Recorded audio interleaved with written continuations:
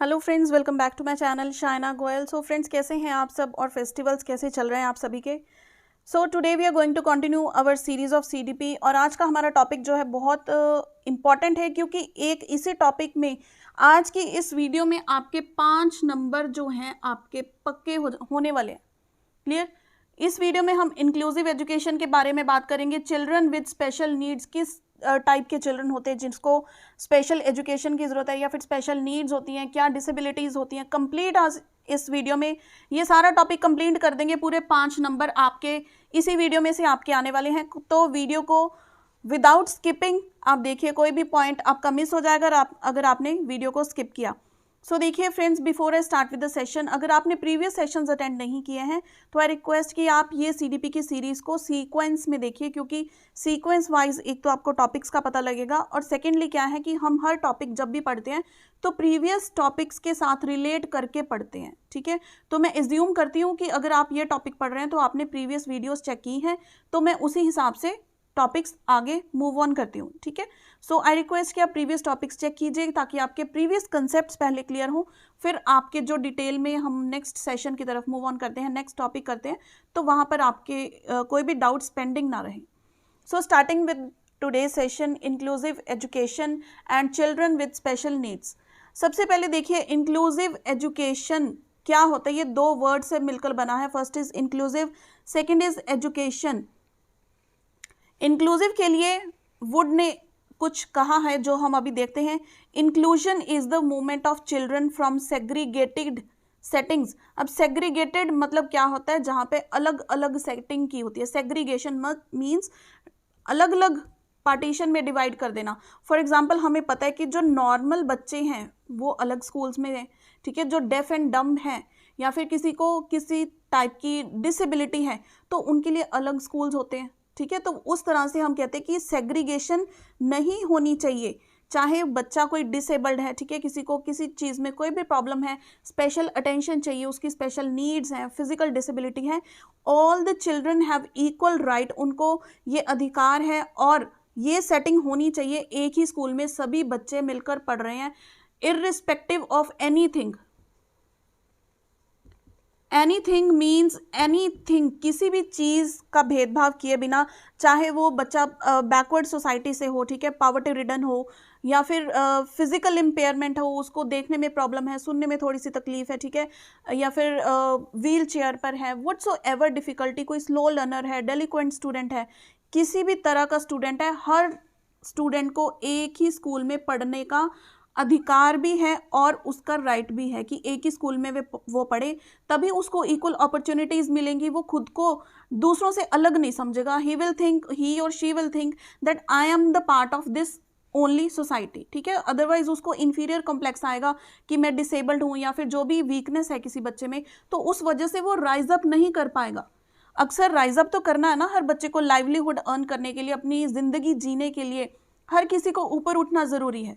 तो वो ऊपर कैसे उठेगा अगर उसमें भेदभाव नहीं किया जाएगा, अगर उसको अपॉर्चुनिटीज़ जो हैं वो इक्वल मिलेंगी, सफिशिएंट मिलेंगी नॉर्मल बच्चों की तरह। तो यही क्या है, इंक्लूसिव एजुकेशन का फंडा है, या फिर इसकी हम एक्सप्लेनेशन कह सकते हैं कि सभी बच्चों को अधिकार है कि वो एक ही छत के अंदर एक ही स्कूल में बैठकर पढ़े, एक ही क्लासरूम में। बल्कि वहाँ पे देखिए, मैं इसका ना आपको ओवरव्यू दे रही हूँ, फिर जो हम पॉइंट्स भी डिस्कस कर सकते हैं। तो ओवरव्यू से आपको पूरा का पूरा सेशन इंक्लूसिव एजुकेशन का अभी पहले 5 मिनट में ही समझ आने वाला है। तो इंक्लूसिव एजुकेशन क्या कहता है कि जो डिसेबल्ड बच्चे हैं या फिर जो नॉर्मल बच्चे हैं या वो स्टूडेंट्स जिनको स्पेशल एजुकेशनल नीड्स चाहिए, वो सभी इंक्लूसिव एजुकेशन में इंक्लूड होते हैं। इंक्लूसिव को क्या कहते हैं, समावेशी शिक्षा। समावेशी शिक्षा मीन्स सभी एक जगह पर इकट्ठा होके वहाँ पर एक ही टीचर के साथ पढ़ रहे हैं, या फिर स्पेशलाइज टीचर्स कह लीजिए, लेकिन एक ही स्कूल में पढ़ रहे हैं, लेकिन उनको फैसिलिटीज़ बढ़िया मिल रही हैं। ठीक है, फॉर एग्जांपल कोई बच्चा जो है वो फिजिकली वेल नहीं है, वो व्हील चेयर पर है, ठीक है, उसके पैर में कोई दिक्कत है, तो इस तरह का इंफ्रास्ट्रक्चर होना चाहिए स्कूल में, रैम्प्स बनाए जानी चाहिए। या फिर जो फिजिकली डिसेबल्ड स्टूडेंट्स हैं, फॉर एग्जांपल जो चल फिर नहीं सकते, उनकी क्लासेस प्रेफरेबली बिल्कुल ग्राउंड फ्लोर पे हों, या फिर अगर हम उनको एक ही क्लास में एम्बेड करना चाहते हैं तो जो है फ्लोर्स में स्टेयर्स के साथ साथ रैम्प्स की प्रोविज़न हो, ताकि बच्चे कोई भी हैं वो ईजिली आ जा सके। फॉर एग्जांपल अगर बच्चों को किनको स्लो सुनता है, ठीक है, ऊंचा सुनता है, हम कहते हैं कि ज़ोर से बोलना पड़ता है उन बच्चे के लिए, उनको आप पहले बेंचेस पर बिठाएं, बाकी को अलग नेक्स्ट रो में बिठाएं, ठीक है। तो इस तरह की प्रोविजंस की जा सकती हैं। या फिर जिनको थोड़ा कम दिखाई देता है, जिनके चश्मा लगा है, तो उनको प्रेफरेबली आगे वाली सीट्स पर प्रेफर किया जाना चाहिए। मींस एक ही क्लासरूम में इस तरह की सेटिंग की जाए, इस तरह का सिस्टम बनाया जाए स्कूल में कि बच्चे एक समान without any discrimination on the basis of anything, ठीक है, सभी एक क्लास में बैठकर अच्छे से पढ़े और उनकी जो लर्निंग की नीड्स हैं वो भी सेटिस्फाई हो पाए। क्लियर हो गई ये चीज़? सो इसमें जो मेन पॉइंट है वो क्या है कि नो डिस्क्रिमिनेशन,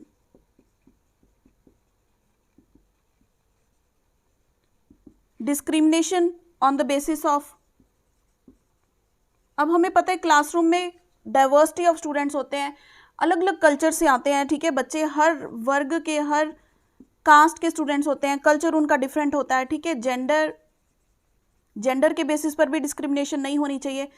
बच्चों का सीखने का तरीका या फिर उनका मेंटल लेवल जो होता है वो बहुत डिफरेंट होता है। उसी से तो हम कहते हैं ना कि ये बच्चा इंटेलिजेंट है, ये वीक है, ये स्लो लर्नर है, या वो मेंटल एबिलिटी से हम उस चीज़ को जज करते हैं।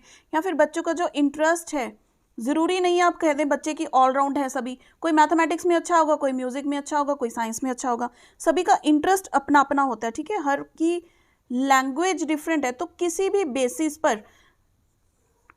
बेसिस पर हमको डिस्क्रिमिनेशन नहीं करना है, ठीक है। ये क्या है, इंक्लूसिव एजुकेशन कहता है, ठीक है। यानी कि बिल्कुल शॉर्ट में मैं लिख रही हूँ, इससे आपको पता लग जाएगा। Except all the students irrespective of anything. तो यहाँ पर जो एफर्ट्स हैं, जो एफर्ट्स लगाए जाएंगे वो स्टूडेंट्स नहीं लगाएंगे, वो लगाएगा स्कूल लगाएगा, या फिर टीचर्स की तरफ से वो एफर्ट्स होंगे, ठीक है। सिस्टम अपने में चेंजेस लेकर आएगा ताकि इंक्लूसिव एजुकेशन को एक सक्सेसफुल एजुकेशन बनाया जा सके, ठीक है। एफर्ट्स लगाए जाएंगे स्कूल के द्वारा, टीचर्स के द्वारा, सिस्टम के द्वारा, बस स्टूडेंट्स एफर्ट्स नहीं लगाएंगे, क्योंकि उनके लिए बेस्ट अपॉर्चुनिटीज़ देनी है, बेस्ट एनवायरनमेंट देना है, ताकि वो वहाँ पर अपनी एजुकेशनल नीड्स को, अपनी लर्निंग नीड्स को फुलफिल कर पाएँ। क्लियर हो गई ये चीज़? अब देखिए, हम कहते हैं कि कौन से बच्चे हैं जिनको स्पेशल एजुकेशन, चलिए उससे पहले एक और पॉइंट है हमारा, वो देखते हैं, that is inclusive education, integrated schools and special schools. अब देखिए, 3 तरह का स्कूल्स का सिस्टम हम देखते हैं। फर्स्ट इज स्पेशल स्कूल्स होते हैं, फिर होते हैं integrated schools, and then is the inclusive school या फिर इंक्लूसिव एजुकेशन। अब देखिए, स्पेशल स्कूल्स कौन से होते थे, हमें पता है कि हमने जो बात की है कि जो भी बच्चों को स्पेशल एजुकेशनल नीड्स चाहिए उनके लिए अलग से स्कूल बना दिया जाता था, और ये जो स्कूल है ये होता था सिर्फ नॉर्मल बच्चों के लिए, ठीक है, लाइक जो बिल्कुल नॉर्मल है, जिनको कोई भी प्रॉब्लम नहीं है, ना देखने में सुनने में कोई प्रॉब्लम है, फिजिकल इम्पेयरमेंट नहीं है, तो वो बच्चे नॉर्मल स्कूल में पढ़ते थे। और स्पेशल स्कूल होता था बच्चे की डिसेबिलिटी के अकॉर्डिंग, ठीक है। उसके बाद आए इंटीग्रेटेड स्कूल्स। इंटीग्रेटेड क्या होता है कि एक ही स्कूल में ये स्पेशल एजुकेशनल नीड्स वाले बच्चों को एम्बेड तो कर दिया, यानी कि उनको एडमिशन तो दे दी, लेकिन सिस्टम ने अपने आप में कोई चेंजेस नहीं की। एक समझ लीजिए अलग से इनके लिए रूम बना दिया कि अगर इनको नॉर्मल एनवायरनमेंट में कोई चीज़ समझने में प्रॉब्लम आ रही है तो ये सिर्फ वहीं पे जाके इसका सॉल्यूशन देख सकते हैं, मिलता है तो ठीक है, नहीं मिलता तो भी आप जाओ भाड़ में, ठीक है। ये चीज़ होती थी कि इन पर ज़्यादा फोकस नहीं किया जाता था सिस्टम की तरफ से, ठीक है, यानी कि बच्चों को एफर्ट्स लगानी पड़ती थी। बच्चे यहाँ पे फिर से सफ़र कर रहे हैं, क्या फ़ायदा इंटीग्रेट करने का जब उनकी लर्निंग नीड्स या फिर उनकी जो एजुकेशनल नीड्स हैं वही फुलफिल नहीं हो रही। उसके बाद देखिए इंक्लूसिव एजुकेशन, यहाँ पर आप देख सकते हैं समावेशी शिक्षा में एक ही स्कूल के अंदर normal and the special educational needs वाले बच्चे वो एक ही सिस्टम के अंदर पढ़ते हैं, और इसमें सिस्टम इतना फ्लेक्सिबल है कि वो सभी की नीड्स को, चाहे वो लाइक इंफ्रास्ट्रक्चर है स्कूल का वो भी उस तरह से मेंटेन करते हैं। टीचिंग एड्स हैं, किसी बच्चे को सुनने में प्रॉब्लम है तो विजुअल एड्स होते हैं, ऑडियो विजुअल काइनेस्थेटिक लर्निंग, हर तरह का टीचिंग का स्टाइल अपनाया जाता है ताकि बच्चे की जो डाइवर्सिटी ऑफ लर्निंग टेक्निक्स हैं या फिर लर्निंग एबिलिटी है, हर बच्चे की लर्निंग एबिलिटी को सेटिस्फाई किया जाए, उसको फुलफिल किया जा सके। क्लियर हुई ये चीज़? अब इंक्लूसिव सिस्टम में एक टर्म होती है, आपको पता होना चाहिए वो, that is building as learning aids. ठीक है, ये इंक्लूसिव एजुकेशन के सिस्टम के साथ एम्बेड है कि कोई भी बच्चे आते हैं, ठीक है, उनको ये नहीं फील होना चाहिए कि हमारी नीड्स फुलफिल नहीं हो रही या फिर हमें किसी तरह की कमी है स्कूल के इंफ्रास्ट्रक्चर में या फिर किसी भी तरह में। तो लर्निंग एड्स जो हैं वो बिल्डअप होते हैं यहाँ पे, building as learning aids. Clear हुआ? अब हम देखते हैं चिल्ड्रन विद स्पेशल नीड्स। पहले तो इनकी टाइप्स देखते हैं किस किस टाइप्स के हैं, फिर हम वन बाय वन उन सभी को अच्छे से डिस्कस करेंगे। सो देखिए, चिल्ड्रन विद स्पेशल नीड्स जो हो सकते हैं दैट इज गिफ्टेड चिल्ड्रन हो सकते हैं, फिजिकली चैलेंज्ड हो सकते हैं या फिर फिजिकली डिसेबल्ड, क्रिएटिव चिल्ड्रन हो सकते हैं, चिल्ड्रन विद लर्निंग डिसेबिलिटीज़। इस पॉइंट में फर्दर काफ़ी पॉइंट्स आते हैं किस तरह की लर्निंग डिसेबिलिटी हो सकती है, वो हम चेकआउट करेंगे। फिर डेलिंक्वेंट चिल्ड्रन हो सकते हैं, PTSD, ये हम प्रॉपर यहाँ पर अभी चेकआउट करने वाले हैं। तो देखिए, सबसे पहले है गिफ्टेड चिल्ड्रन। अब देखिए, स्पेशल नीड सिर्फ उन बच्चों के लिए नहीं होती जो डिप्राइव्ड होते हैं हम कह दें, या फिर जिनको सिर्फ कोई ना कोई डिसेबिलिटी है, लेकिन स्पेशल नीड्स उन बच्चों के लिए भी तो हैं जो बहुत ब्राइट स्टूडेंट्स हैं।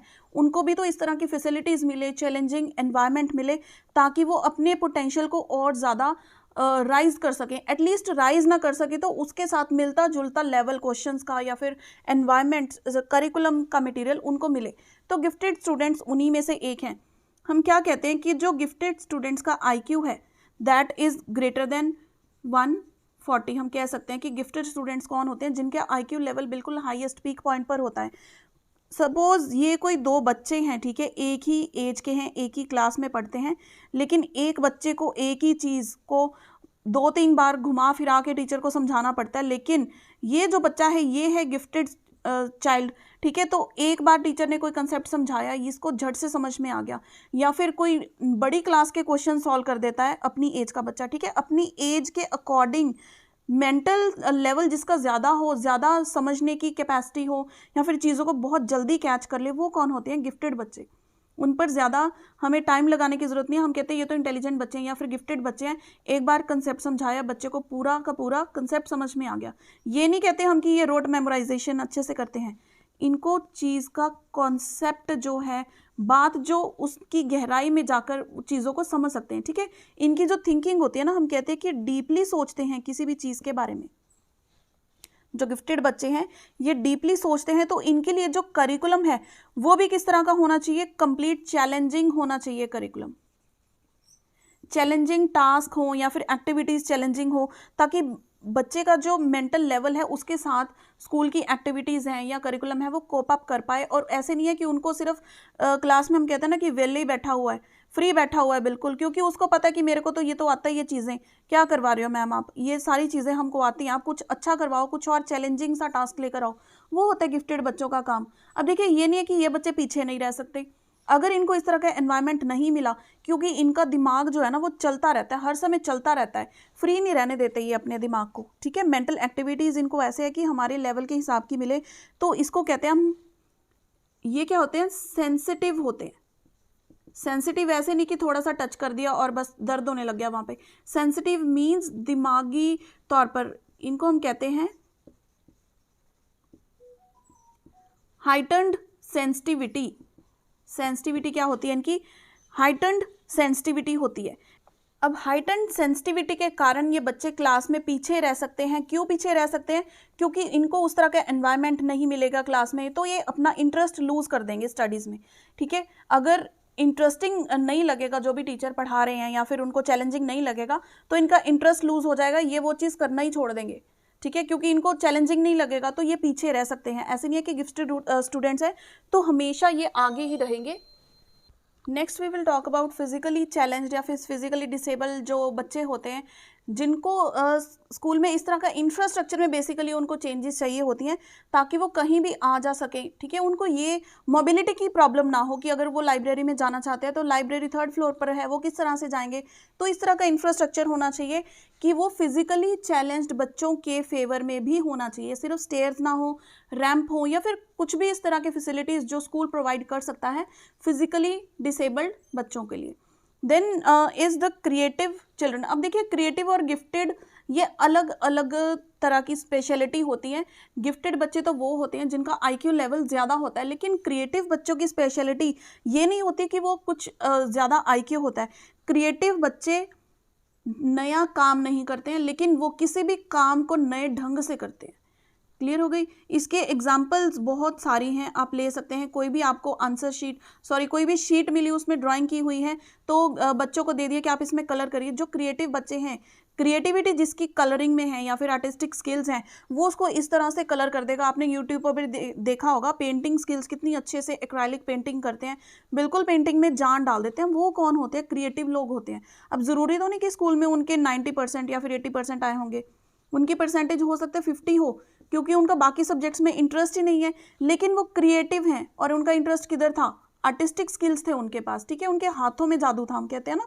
तो कलर कर सकते हैं, पेंटिंग कर सकते हैं, या फिर हम कहते हैं लाइक केक को डेकोरेट करना। कोई भी रियल लाइफ एग्जांपल्स आप ले सकते हैं। एक तो सिंपल केक बनाकर आपके सामने रख दिया, एक उसका ऊपर पूरी इतनी अच्छी ब्यूटीफुल डेकोरेशन कर दी। क्रिएटिविटी हम कहते हैं कि शो होती है इस चीज़ में। अब हमारी जो मदर्स हैं, ठीक है, वो विंटर्स आ रहे हैं तो सिलाई कढ़ाई करते रहते हैं, तो स्टिचिंग में क्रिएटिविटी होती है। निटिंग में जो नया नया स्वेटर बनाते हैं, नए नए डिज़ाइंस निकालते हैं, वो भी क्या है? क्रिएटिव है। और वो तो हो सकता है 10th क्लास तक भी ना पढ़े हों, तो वो गिफ्टेड नहीं, वो क्या है? क्रिएटिव हैं। समझ में आ गया क्रिएटिव का डिफरेंस क्या है इस चीज़ में से? अब देखिए, क्रिएटिव जो लोग होते हैं, क्रिएटिव बच्चे होते हैं, उनके साथ कुछ वर्ड्स रिलेटेड हैं जो हम करते हैं, दैट इज डाइवर्जेंट थिंकिंग होती है उनकी। ऐसे नहीं कि एक लाइन पे सोच रहे हैं, सिमिलर सीक्वेंस में सोच रहे हैं तो उसी तरफ सोचते रहेंगे। क्रिएटिव लोग हैं, डाइवर्जेंट थिंकिंग होती है। एक तरह से तरीका नहीं मिल रहा, दूसरी वे सोचेंगे, फिर और सोचेंगे, सभी को मिक्सअप करके कुछ बड़ा अच्छा सा प्रोडक्ट बनाकर सामने लेकर आएंगे, ठीक है। डाइवर्जेंट थिंकिंग होती है इनकी। इसके बाद हम कह सकते हैं यहाँ पर एक टर्म और होती है, ब्रेन स्टॉर्मिंग।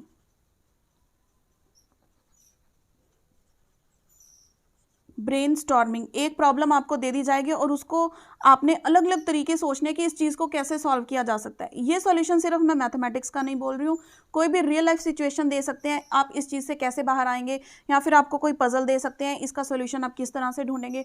ब्रेन स्टॉर्मिंग यानी कि दिमाग में पूरा तूफान लेकर आओ भैया। तूफान से क्या होगा कि आप डाइवर्सिटी ऑफ आइडियाज सोचेंगे, ठीक है।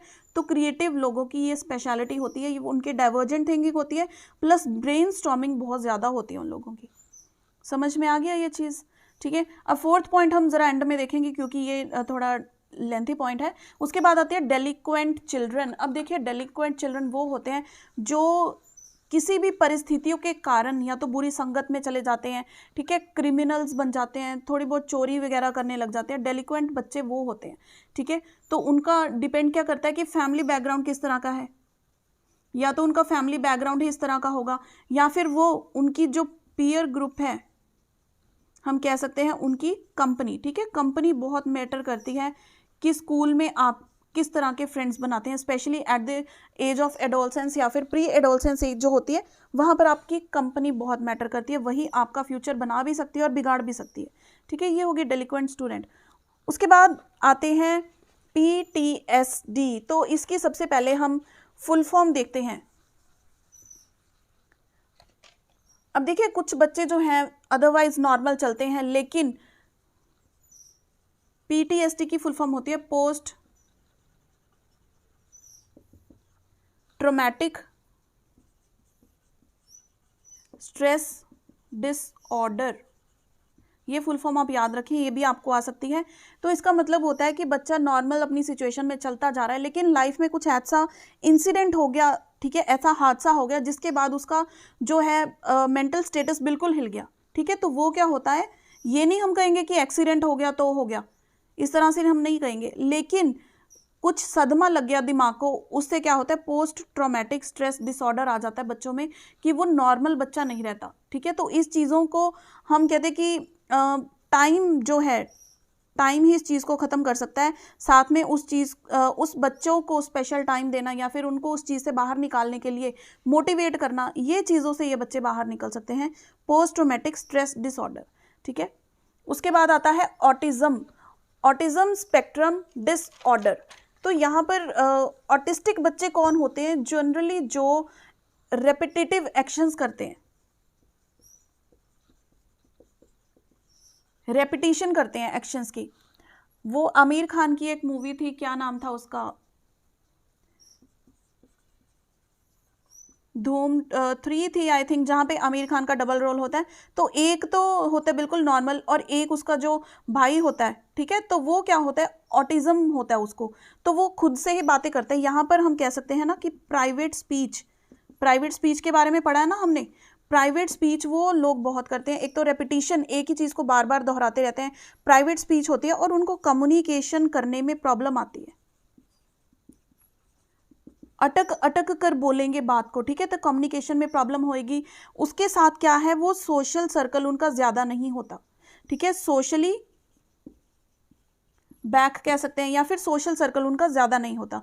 तो इसमें मेन पॉइंट्स क्या हैं कि एक तो वो रेपिटेशन करते हैं, जो बात वो बोलते हैं बार बार रेपिटेशन करते हैं। दिमाग ऐसे नहीं है कि उनका दिमाग नहीं है या फिर माइंड उनका स्लो चलता है, दिमाग उनका पूरा चलता है, लेकिन वो रेपिटेशन करते रहते हैं अपने वर्ड्स की, बातों की, और कम्युनिकेशन में उनको प्रॉब्लम आती है। एंड वो सोशली उनका सर्कल जो है वो ज़्यादा नहीं होता, वो कम होता है। ये पॉइंट्स क्लियर हो गए। देखिए, इस पर ऑटिज्म पर क्वेश्चंस आए हुए हैं, हम क्वेश्चंस भी डिस्कस करेंगे, तो ये चीज़ें आपको पता होनी चाहिए प्रॉपरली। एक्शंस वो अलग तरह के करते रहते हैं। जब आपने ये सारी मूवीज़ देखी है ना, तो आपको वो रिवाइंड हो जाएगा, ठीक है। उसके बाद आता है ADHD,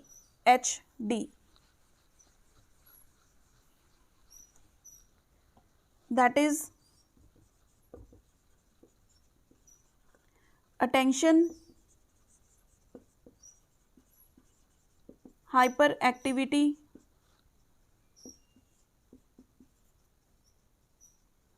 attention deficit hyper activity disorder. ये बच्चे जो होते हैं ना, थोड़े हाइपर एक्टिव होते हैं, कुछ ना कुछ मूवमेंट्स इनकी चलती रहती हैं, तो हाइपर एक्टिव होते हैं, लेकिन इनको अटेंशन में प्रॉब्लम होती है, किसी चीज़ पर फोकस ये अच्छे से नहीं कर पाते हैं। तो ये फुल फॉर्म भी आपको इसकी पता होनी चाहिए, ठीक है। तो ये फुल फॉर्म्स आप चाहे तो नोट डाउन कर लीजिए या फिर स्क्रीनशॉट लेकर आप रख सकते हैं। तो अब हम देखते हैं finally children with learning disability. तो ये देखिए फर्दर इसकी टाइप्स हैं, तो हम वो भी देख लेते हैं। सो लर्निंग डिफ़िकल्टीज़ ये 5 हो सकती हैं, इन चीज़ों के आपको नाम पता होने चाहिए, ठीक है। और dyslexia, dyscalculia, dysgraphia, dyspraxia and dysphagia या फिर एलफेजिया। तो डिसलेक्सिया किन लोगों को होता है, जिनको रीडिंग में प्रॉब्लम होती है, रीडिंग डिफ़िकल्टी होती है, ठीक है। तो ये चीज़ आपको डायरेक्ट पता होनी है चाहिए कि डिसलेक्सिया में कौन सी टाइप की डिफ़िकल्टी होती है, that is reading difficulty. For example आपने देखा होगा बच्चे बी और डी में कंफ्यूज हो जाते हैं, होते हैं ना इस चीज़ में कंफ्यूज, 21 है या 12 है, इस चीज़ में कंफ्यूजिंग, यानी कि रीडिंग में उनका फोकस जो बनता है, इन छोटी छोटी चीज़ों में उनको डिफ़िकल्टी आती है, तो ये कहते हैं रीडिंग डिफ़िकल्टी, ठीक है। फॉर एग्जांपल आपने मूवी देखी होगी तारे ज़मीन पर, वहाँ पर वो जो छोटा बच्चा होता है उसको रीडिंग में प्रॉब्लम होती है, चीज़ें समझ नहीं आ रही होती उसको, ठीक है। तो वो सबसे पहले उसको क्या सिखाया जाता है, पूरा बड़ा बोर्ड पर 8 बनाना, धीरे धीरे करके फिर वो छोटे से ब्लॉक में 8 बनाना सीखता है, ठीक है। ऐसे नहीं है कि इन बच्चों में कोई मेंटल डिसऑर्डर है या फिर मेंटली वो वीक है, वीक नहीं है, सिर्फ ये प्रॉब्लम है, दिमाग उनका उतना ही चलता है, सिर्फ उनके माइंड में जो लॉजिक है ना, वो लॉजिक डिफरेंट बन जाता है या फिर हम कहते हैं कि गलत बन जाता है, इसलिए वो इन चीज़ों में डिस्टिंग्विश नहीं कर पाते हैं, रीडिंग डिफ़िकल्टी होती है उनको। Clear. Next is dyscalculia. Calculia से बनता है कैलकुलेशन। जिन बच्चों को कैलकुलेशंस में प्रॉब्लम होते हैं, यानी कि जो बच्चे मैथमेटिक्स में वीक होते हैं या फिर मैथमेटिक्स को समझ ही नहीं सकते, कितना भी उनको समझाई जाओ, उनको क्या हम कह सकते हैं, लर्निंग डिसेबिलिटी क्या होती है, डिसकैलकुलिया होती है। कैलकुलिया से आप कैलकुलेशन को याद रख सकते हैं, ठीक है। Next is dysgraphia. अब डिसग्राफिया में क्या होता है, यहाँ पे हमने क्या किया था, रीडिंग में प्रॉब्लम होती है, और इसमें थर्ड वाले में क्या होती है, बच्चों को राइटिंग में प्रॉब्लम होती है, ठीक है। राइटिंग, ग्राफ से आप सोच लीजिए, ग्राफ है, ग्राफ बनाना तो मीन्स राइटिंग ड्राइंग, ठीक है, इस चीज़ में बच्चों को प्रॉब्लम होती है। Then is डिसप्रैक्सिया। डिसप्रैक्सिया में क्या होता है, इसमें मोटर स्किल्स इन्वॉल्व होते हैं, मोटर स्किल्स या फिर मसल कोऑर्डिनेशन, जहाँ पे आपके हैंड की छोटी छोटी मूवमेंट्स मैटर करती हैं या फिर मसल्स की coordination. For example shoe less tie करना, या फिर आप कह सकते हैं शर्ट के बटन बंद करना। हमने बात की थी ना मोटर स्किल्स में, शर्ट के बटन बंद करना बच्चा अच्छे से नहीं कर पाता है ना, तो शू लेसेस को अच्छे से नहीं बांध पाता है। ये किस में आता है? डिस्प्रैक्सिया में। ठीक है, ये चीज़ समझ में आ गई। जहाँ पे भी मोटर स्किल्स इन्वॉल्व होंगे या फिर मसल की कोऑर्डिनेशन की बात की जाएगी, वहाँ पर कौन सी लर्निंग डिसेबिलिटी होगी? डिस्प्रैक्सिया। देखिए ये सारी चीज़ें पेपर में आई हुई हैं, आपको पूछा जाएगा रीडिंग डिफिकल्टी किस में होती है, तो वो आपको ये नाम दे देंगे, आप कंफ्यूज नहीं होना, सिर्फ कोई ना कोई आपको हिंट लेकर ना याद रखना है। डिसलेक्सिया मीन्स रीडिंग डिफिकल्टी, ठीक है। डिसकैलकुलिया मीन्स मैथमेटिक्स में प्रॉब्लम, डिसग्राफिया मीन्स राइटिंग में प्रॉब्लम, डिसप्रैक्सिया मीन्स मोटर स्किल्स या फिर मसल कोऑर्डिनेशन में प्रॉब्लम, एंड डिसफेजिया और एल्फेजिया। देखिए दोनों वर्ड से पेपर में आया हुआ है। कई बार बच्चे सिर्फ डिसफेजिया पढ़ जाते हैं और पेपर में आ जाते हैं एल्फेजिया, तो आप क्या करेंगे? दोनों वर्ड्स आपको पता होने चाहिए। यहाँ पर स्पीकिंग की प्रॉब्लम आती है, स्पीकिंग या फिर हम कह सकते हैं कि लैंग्वेज प्रॉब्लम बच्चों को हो जाती है। वो सही से बोल नहीं पाते हैं चीज़ों को, ठीक है, समझ लेते हैं, सुन लेते हैं, लेकिन बोलने में उनको प्रॉब्लम आती है, हिचकिचा के बोलते हैं, या फिर कोई भी स्पीकिंग में प्रॉब्लम होती है। वो किसके साथ रिलेटेड है? डिसफेजिया के साथ। सो ये चीज़ें देखिए क्लियर हैं आप लोगों को? इन चीज़ों में कोई डाउट हो तो आप मुझे कमेंट कर सकते हैं। और यहाँ पर हमारा ये कंप्लीट टॉपिक कंप्लीट होता है। और देखिए इसमें एक चीज़ और थी कि ये तो थे स्पेशल नीड के बच्चे, लेकिन हम कहते हैं कि इंक्लूसिव एजुकेशन कहते हैं कि किसी के साथ हमको भेदभाव नहीं करना चाहिए, तो उसमें आ जाते हैं जो बैकवर्ड क्लासेस हैं, हम कहते हैं बैकवर्ड क्लासेस हैं या पुअर पीपल हैं, तो उनको भी इस तरह की फैसिलिटीज़ मिलनी चाहिए, या तो उनको एज रिलैक्सेशन मिलना चाहिए, ठीक है, फंड्स मिल जाएं, स्कॉलरशिप्स लग जाएं, फीस उनकी माफ़ कर दें, तो इस तरह से उनके लिए भी फैसिलिटीज़ होनी चाहिए ताकि वो भी एजुकेशन अच्छे से ले पाएँ। सो फ्रेंड्स, यहाँ पर हमारा ये 5 नंबर का टॉपिक कंप्लीट होता है, और इन द कमिंग सेशन हम इसके रिलेटेड कंप्लीट MCQs डिस्कस करने वाले हैं, बहुत इंपॉर्टेंट वाले, और जो प्रीवियस एग्जाम्स में भी आए हुए हैं। तो ये सेशन आप डेफिनेटली अटेंड कीजिएगा, फिर आप इसके MCQs अटेम्प्ट करें। सो फ्रेंड्स, ये सेशन आपको हेल्पफुल रहा हो तो इसको लाइक एंड शेयर ज़रूर कीजिएगा। और मैथमेटिक्स की सीरीज़ हमारी रेगुलर चल रही है, बहुत स्पीडीली हम उस चीज़ को कर रहे हैं, सो वो भी आप डेफिनेटली चेकआउट कीजिएगा, बहुत हेल्प होने वाली है आप लोगों को अपने टेट के एग्जाम के लिए। So friends, see you in the next video, till then keep watching.